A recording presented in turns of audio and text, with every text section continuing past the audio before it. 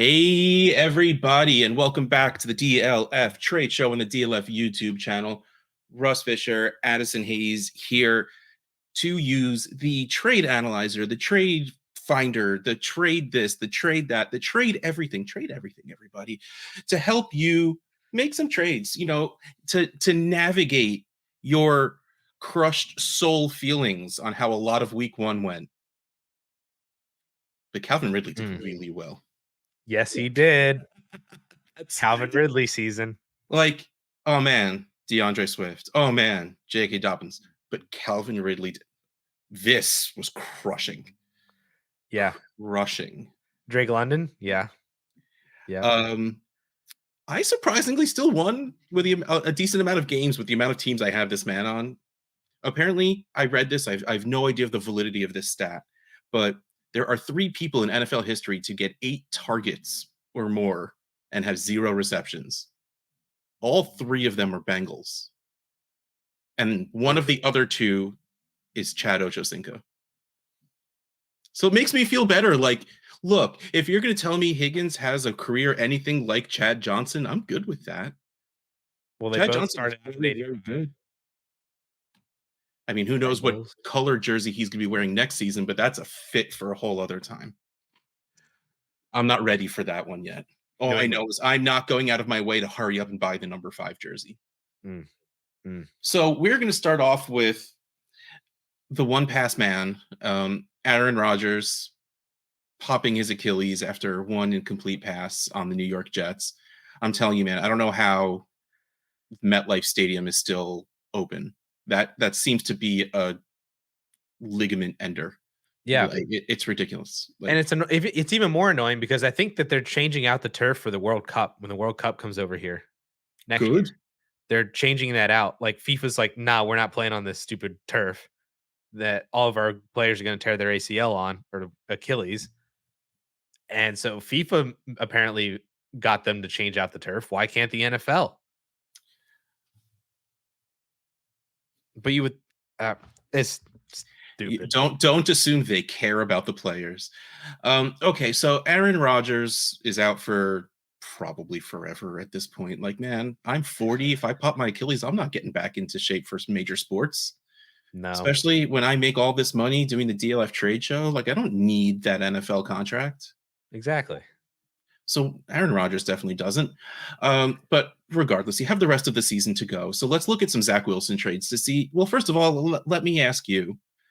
I mean, in most leagues, Superflex leagues, 12 team, he's probably still on a roster. Like, chances are he isn't on the wire because in 12 team Superflex leagues, most backups are still owned. Right. So I guess if you had Aaron Rodgers on your team, is this something you're thinking about? Is going after Zach Wilson even on your radar? If he's on the waiver wire, are you spending like half your fab on him? If he's on waivers, I mean, I'd probably drop everything if he was on waivers in a super flex just to get him. And then if you flip him for like a third or something like that, that's just pretty much a bonus, free money. Yeah. Let alone if you are the team that lost Aaron Rodgers, you potentially have a starter to throw into your super flex league who, unless your team's like jacked, you more often than not, Zach Wilson, even though it's Zach Wilson, is probably going to score better than most position players that you're going to throw into that super flex spot. Yeah, and that's also interesting with this because, like, think about it. Like, a lot of these people are now trading a starting quarterback for another player, leading to the question, like, you don't, well, not a question, but a statement, but like, you don't always need a quarterback in that super flex spot. Right. But if I'm coming from the point of I just lost Aaron Rodgers, somebody else has Zach Wilson, do I just go pay for Zach Wilson? Absolutely not. I think that's horrendous. Well, I mean, let's go see. Let's look before you blanket statement that I know you've seen these already, but let's go through it. Go ahead. Read the first one. So again, these are at least on the screen all 12 team Superflex. The first one we have is Zach Wilson for DeAndre Swift and Sam Laporta. Okay, so no, don't do that. So look, all right, DeAndre Swift, I have no words. Every time Boston Scott got a carry, my soul got crushed a little more. Why? How? What? Like, okay, but still. Sam Laporta was just drafted at the beginning of seconds in most rookie drafts. Mid-second, fine. No tight end premium, mid-end of the second. So you're adding a running back who has talent, and especially with Kenneth Gainwell being a little banged up. Swift might be a starter tomorrow. So yeah, Gainwell's like out. I don't understand the thinking behind this one. Like, if it came down to I need to make this trade or I'm starting one of these in my super flex, I'm putting one of these in my super flex. Like, I get it. Zach Wilson came in and did not look great. He played against the Bills. He was not ready to play. Like that is an offense that he knows nothing about. And I mean, there's probably a little bit of his fault. Like all he did was learn that in like second string practice. Like he doesn't have like he lost months of a rapport with those wide receivers. It's a language he doesn't speak. But it's not like he ever looked good in the NFL before. So this I'm definitely not doing. I just pulled up analyzer values. Swift and Laporta in here is 260 points. The first quarterback that comes up in that range, Geno Smith is 270. Jared Goff is 240. Kenny Pickett is 214. Russell Wilson is 200. Derek Carr is 180. Yeah, so, any of Matthew those. Stafford 140. Like any of those. If you're trading away these two, you should not be going after Zach Wilson. Yeah. And the next one, okay, let's get to the next one. It's a 24th third and Zach Wilson for Dalvin Cook. I don't hate this. If I have Dalvin Cook and I can get a third and a starting quarterback for it, I'm good with that. I mean, Dalvin Cook did okay, but Brees is not all the way healthy, and Brees was doing Brees things. Oh man, how did you watch that game at all? There was at one point Brees is breaking off this run, and Garrett Wilson is a step and a half behind him. He's just like running behind, and he's just like, and then doesn't block the guy that's running that past comes him. up and tackles him. Like, I love Garrett Wilson, but man, I hope he got yelled at. Like, yeah, that was bad. Come on, man. Like, your dude's not 100%. Even if you follow through. I think it's hard to say you're going to get a second for Dalvin Cook. So to be able to get a total of 70 analyzer points and one of them being a starting quarterback, I don't hate that. I was going to say this was pretty fair before the Aaron Rodgers injury. Like if you just take like Zach Wilson's value right now is not 12.9, you know, that's what it was before Aaron Rodgers. And that'll be changed and reflected once October ADP probably comes out. I don't think maybe September comes out, but it probably won't be changed all that much because they're currently drafting right now. So October we'll probably see the major. I mean, I'm in a super flex mock and we're only on round 4 or 5. And even with Wilson as a starter, I think I just grabbed Goff, which means in round 5, which means Wilson still isn't getting drafted yet. So it might be able in super flex ADP, it might be reflected. So there's at least that. But it's just funny that even if you bump up Zach Wilson and say that he's now 70, you know, like this is pretty fair. I'd probably take Zach Wilson in this. See, without thinking, I would take Zach Wilson in this in almost any situation my team is in. Yeah. Because let's pretend he comes out and scores 18 points a game for the next 3 games. You flip him for a second. Wow. Yeah. That would be the entire premise is I would take Zach Wilson and I would try to then flip him for something better than Dalvin Cook. Yeah, or like, you have a second on your team. You take Zach Wilson in a second and try and get something better. Like, right. Like this, again, just because you are getting a 28-year-old backup running back at this point off of your team, and that just is good. That's a good process. Right, exactly. Okay, let's move on to the next one. It was Zach Wilson and Darius Slayton for Christian Kirk. Oh, Christian Kirk. That was sad too. Yeah. But Calvin Ridley. But I did say Calvin Ridley's just going to take every single target ever. If I'm a Christian Kirk believer, I feel great about this. Like, again, you have a starting quarterback that you don't really want to start. Darius Slayton, this isn't 4 years ago. Darius Slayton isn't going to be in your lineup ever. And you're getting Christian Kirk, who, if you believe, can be the wide receiver 2 on that team, pass catcher 2, hopefully, like depending on Evan Engram and Travis Etienne. This is great.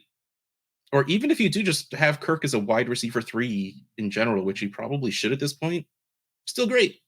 Like, yeah, this is Christian Kirk easily. Again, even if you don't believe in him, it's kind of the same process as what we just used with Dalvin Cook, where you're just kind of doing value building blocks. Even if it doesn't mean that you have to like Christian Kirk or start Christian Kirk, but if you can go like from Dalvin Cook to Zach Wilson, then go from Zach Wilson to Christian Kirk, and then do it one more time, right? Go from Christian Kirk to a wide receiver that you actually want to put into your lineup, or you just go back to the running back position. If you gave up Dalvin Cook, you can get somebody better than Dalvin Cook at that point. Maybe you get James Cook for Christian Kirk or something like that.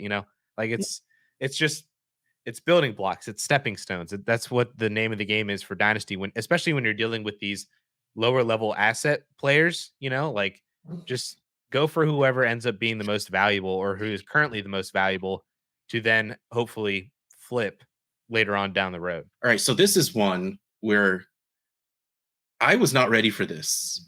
Zay Flowers looked a lot better than I thought he would be. And that's okay. No, that's not necessarily worded correctly. Rashad Bateman did nothing, and that surprised me. Like, I thought, especially with Andrews out, the ball would be spread around more, but it was pretty much just the Zay Flowers show. And yeah, Lamar did not look good. So that may have played into things, but regardless of it's just a week one thing of anything else, Zay Flowers' value went up. Yeah. And if you're a person that you draft for value, trade for need, you drafted Zay Flowers because he was the value at the time. And if you're not a Zay Flowers person, that was a great time to trade him away. Well, I guess let's see if it's a great time to trade him away. The first one, straight up Zay Flowers for Drake London. Now, this is beautiful. If you are in the situation where you're not a Zay Flowers person, but you are a Drake London person, you're selling high on Flowers and you're buying low on Drake London. Like, it's not very often worlds collide this perfectly for some people. And I think this is beautiful for the Drake London people. Yep. Yeah, I totally agree. This is more about process and just buying profiles, not buying names or production or anything like that. It's, taking a wide receiver, rookie wide receiver who had a fantastic first game. But you got to look, this was a game without Mark Andrews, more of the primary target that Lamar has had for the past 4 years. This was also a game where it was OBJ's first game in a new offense. Offense in general. Yeah. It was Rashad Bateman's first game back from injury, also new offense. And yeah, like there's different things going on that, yes, it's fantastic for Zay Flowers, but at the same time, there are other things that say, well, maybe that was just one of the best weeks that he's going to have all season. Like I'm still not ready to place him as one of like the top 20 wide receivers in Dynasty right now. Whereas Drake London already asserted himself to be in that point based on what he did last year. And it just so happened that because the Falcons decided to run the ball 50 times, and annoyingly so, like they're very good at it. They're going to be very good at it. They're going to win games. That's the worst part of this. So it's not going to get fixed anytime soon. But Drake London himself was a better prospect than Zay Flowers coming out. He's a more talented wide receiver. He is the alpha in his offense, or at least should be the alpha in his offense. And it's just the profile of Drake London is so much better than Zay Flowers. So this is a process thing. Now, I'm not saying this to say don't trade Drake London for Zay Flowers. I just don't think you should do it for one. If you can get a second on top, then I would do that. Clearly, I was going to ask what you thought, and the second was kind of where I was because I don't think a first is happening. No. If you can get a first, that'd be fantastic, but you're not doing that now based on how both of them produced in week one. But moving on, which is sort of connected, Zay Flowers and Chig Okonkwo, another goose egg, for a 24 first. Zay Flowers, 240.6. Chig still in at 56 for a total of just about 300, and a 24 first is in at 404. I would need context for this. I'm not selling Zay Flowers for a random first. If you're telling me, all right, you're about to tell me something, so go for it. I looked it up. It's mid. He's lost the first week. Lamar Jackson and Kenny Pickett as his quarterbacks. He's got Nick Chubb, Kenneth Walker, Dave Montgomery, Alvin Kamara, CeeDee Lamb, DK Metcalf, Zay Flowers. now, um, and Hunter Henry. That's not a bad team. That's mid. Mid. Yeah. I'd call it potential to make the playoffs as a wild card, but also I could see if certain things don't go his way, he's like 7 or 8. Yeah, I think I like that then. Because if you're telling me this is a 12-team Superflex league, so if you're saying that there's a shot in any world that I turn Zay Flowers into Marvin Harrison Jr., yeah. Oh, well, yeah. So, I mean, I'm very curious to see what starts happening with. I want rookie mock drafts already because, like, yeah, Caleb Williams is gonna go 101. But how early do we push Marvin Harrison Jr.? Is he gonna go ahead of Drake May? Is he gonna go ahead of whatever quarterback comes out of the woodworks and Joe Burrow styles it? Is he gonna go ahead of whatever running back ends up being the running back? Because I know there's a lot of good ones. So like if we're talking Marvin Jones Jr. is like the 103, 104, I I take this shot very easily on a team that looks like that if they make the playoffs, they'll have to get lucky to do it. Right. And maybe worst case scenario, you end up with Emeka Egbuka or Yeah, Xavier Worthy, both prospects who are probably going to end up coming out of college being better prospects than Zay Flowers was. Now that may or may not matter because maybe Zay Flowers is about to just have like a Chris Olave or Garrett Wilson type rookie season, in which case then yes, you would want that over yeah, the unknown of a really good rookie wide receiver prospect. But so that may or may not matter. But um it's kind of how much risk are you willing to take into it? Are you trying to get to, potentially roll the dice and maybe you get Marvin Harrison or maybe you get Brock Bowers, or if those two guys get bumped up in rookie ADP, now you get Drake May, or maybe Quinn Ewers continues to do well in a Superflex league. You get Quinn Ewers at 105 or something like that.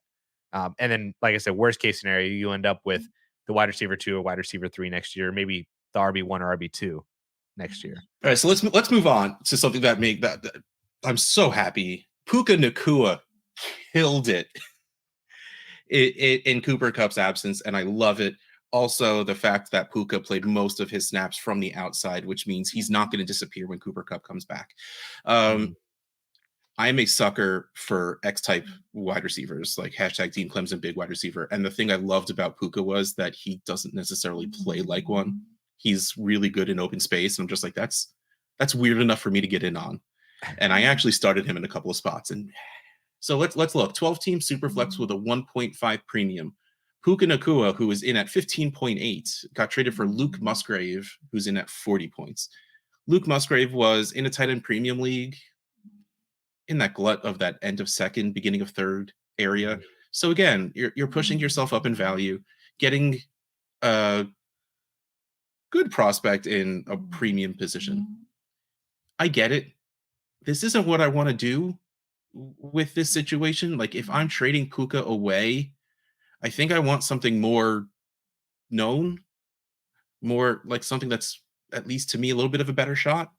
Like if I'm trading Puka away, it's gonna be for well, the next trade I don't want to ruin just yet, but like I would rather Puka and a could you get like Puka and a third for Keenan? Maybe. Like something like that. Like I want to if I'm getting rid of Puka because I don't think he's going to keep scoring points, I'm going to want to get someone who's scoring points. Like I unless you're just a big Musgrave fan and you believe and this is what you do, then that's cool. Go get your guy, be happy with what you do. But if it's me, like this isn't what I do with this situation. I'm looking to see if they were specifically targeting the tight end position. Um, like who are some better names in that kind of sense? I mean, Luke. I'm still a sucker for Laporta. So Well, yeah. So Luke Musgrave in August ADP was already the tight end 13. wow. And so Njoku was above him, one spot above him. Laporta was 2 spots above him. Evan Ingram, Pat Fryermuth, Dalton Kincaid. Yeah, that's clearly too high. I don't know how high you could go with Puka 1 for 1. You could I mean, I probably would still try get for Laporta. Njoku. You could probably maybe still get Evan Ingram. Maybe. I think there's too much dynasty hope and love for Laporta that I don't think you're getting that high. I, and I probably not for Freiermuth either. probably not, but not for Freiermuth, but I would try it for Laporta. But yeah, like I guess really that's my thing. I would have aimed higher, I guess is really what it comes down to. But maybe this person just really liked Luke Musgrave, in which case, or the tight end, I had no idea he was the tight end 13, which says something about the tight end position, I think, more than anything else. But like, no, but then that's great. When you just put it as I traded Puka Nacua for the tight end 13 at an ADP, that sounds really good. Right. And then maybe that helps build your way back up. Building blocks. Yeah. And along with that, and along with what I was going to reference before, like if I'm trading Puka away for something that isn't points, I want to see, like, I know I spent a fourth. I want to see a higher pick.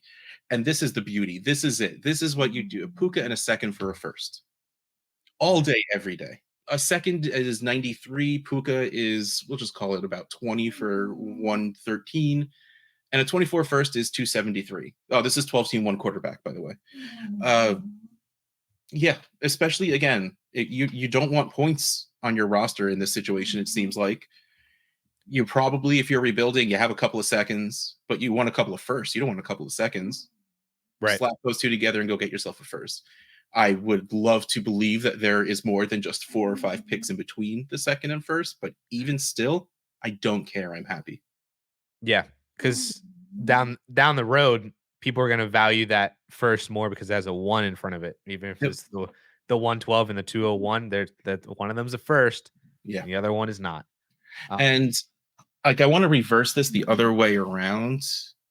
I'm also good doing this if you do believe. Like I said before, I liked Puka coming in. I have him on a lot of rosters. Of course, again, drafting him in the 4th or picking him up after rookie drafts. But like, if I do see that these picks are only 4 or 5 apart ish, because it's 1 week into the season, you have no idea how it's really going to end.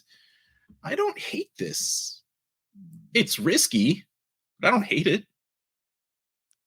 I'd take the first. I'm not taking absolutely 100%. But I'm saying, like, this isn't the most egregious thing in the world if you want to go get your guy. And the picks seem close. Like, if this is somehow like you have my first and I'm giving you Puka and a second for my first, so we know they're 12 picks apart. No, you don't drop back 12 picks for Puka. Right. But like, if you're competing and the person with the second isn't, I think that's a fair. Like, I like that because you're only dropping back a couple of picks, and you get someone who will help you for the first couple of weeks, especially if you have Cup on your roster. Well, on your injury reserve. Right. I'm not giving up a first. I'd rather try and do this with a second and a third, or even just a second. Just trade a second for Puka instead of doing a first for Puka and a second. There was another trade in the trade finder that was straight up Puka for a first. Oh, that's too much. I mean, that's outlandish. But is it like a 24 team, 1 copy? So like it's the 20. Don't actually look it up because that's too ridiculous. No, it's right here. Because there's only so many since his game. It's just a 12. It's a super flex, even worse. 12 team super flex. That's the overreaction we were talking about in the very beginning. That's an overreaction. But let's move on to this next one because it's super interesting. So this trade is Ayuk and Puka for Jackson Smith and Jigba and a second. I will say good for you for getting a second on top. And a second. So Ayuk in here at 380, Puka at about 19 for a total of 371. JSN at 680, a 24 second at 93 for a total of 774. Now I get it. The Seahawks did not look good either. Like almost no one looks good. Like we had like garbage. Oh, San Francisco is doing really well. Garbage. And then we got the Chargers Dolphins game, and it's like, this is football. Thank you. Yep. Garbage. I mean, like, it was week 1 is usually weird. I was less of a fan of this week than past week ones. So like things get better as we go along. But even still, the production that Ayuk put out there, the production that Puka put out there, versus what we know Jackson Smith and Jigba can do. Yep. I get that you want to score points. I get how good Ayuk looked.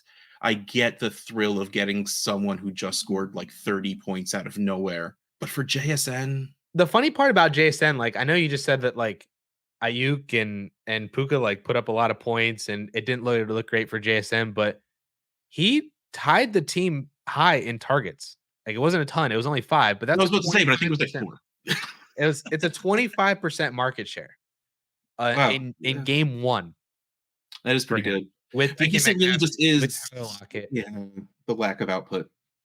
There's just there wasn't production. It was only 3 for 13 that came on top of it. But if you're following along with, again, it's all about the process of we have a first round pick, a wide receiver in JSN that we know what he can do in stacked wide receiver rooms.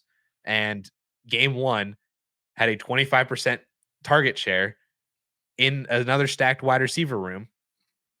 Like Mm, that's everything that we want right there. And you just traded that away and a second for 2 week 1 producers. One of them was a day 3 pick on yeah. a team that, like, his trajectory might go down once Cooper Cup goes back.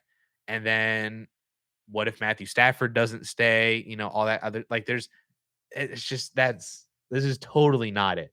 Yeah. This is not Like, JSN. even if you are just looking for points, like, oh man, I lost my first week, but I'm supposed to be like a league favorite to win. You find a different way to do it. You don't Right. give up what will be a building block for your future to get points for now.